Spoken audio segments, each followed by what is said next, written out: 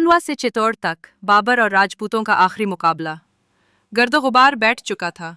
खानवा के मैदान में तलवारों की खनक और तोपों की घिन गरज अब खामोश हो चुकी थी।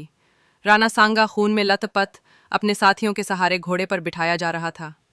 इसकी आंखों में हार का गुस्सा और दिल में बदले की आग थी। राणा सांगा, ये जंग खत्म नहीं हुई। बाबर को हिंदुस्तान से निकाल कर ही दम लूंगा। दूसरी तरफ बाबर अपने खेमे में बैठा था, नक्शे पर निगाह डाले, और दिल ही दिल में जानता था, ये सिर्फ एक जीत नहीं, बल्कि हिंदुस्तान में मुगल सल्तनत का दरवाज़ा खुलने की चाबी है।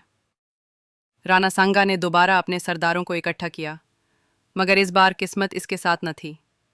कुछ राजे पहले ही बाबर के साथ सुलह कर चुके थे, और बाकी को खौफ ने घेर लिया था। इसी दौरान सांगा के जख्म बिगड़ गए और चंद ही बरस में वो इस दुनिया से रुखसत हो गया। राजपूतों का इत्तेहाद टूट गया, मगर मुजाहिमत अभी बाकी थी। राजपूत सरदार मधु सिंह और दूसरे बहादुर फौजी बाबर को चैलेंज देने के लिए तैयार थे। चित्तौड़ का किला पत्थरों पर खड़ा एक शेर की मांद मुगल फौज के सामने सीना तान कर खड़ा था। बाबर ने तोपखाने को आगे बढ़ाने का हुक्म दिया। तोपों की आवाज़ वादियों में गूंजती रही। राजपूत तलवारें थामे किले की दीवारों पर डटे रहे। कई दिन की लड़ाई के बाद किले की फसीलें टूटें।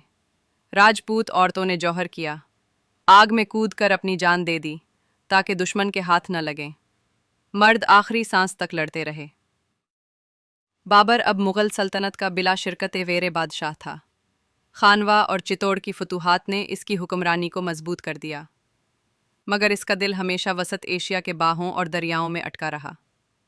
1530 में, सिर्फ 4 साल बाद, बाबर का वक्त आ गया। मरते वक्त उसने अपने बेटे हुमायूं को नसीहत की, सल्तनत तलवार से नहीं, इंसाफ से कायम रहती है। खानवा और चित्तौड़ की लड़ाइयाँ सिर्फ तारीख के सफ़हात नहीं, ये दो तहजीबों का टकराव, दो ख्वाबों की जंग और इस सरजमीन की तकदीर बदलने वाले लम्हात थे। बाबर का सूरज अब चमक रहा था, मगर अफक पर नए तूफान उठने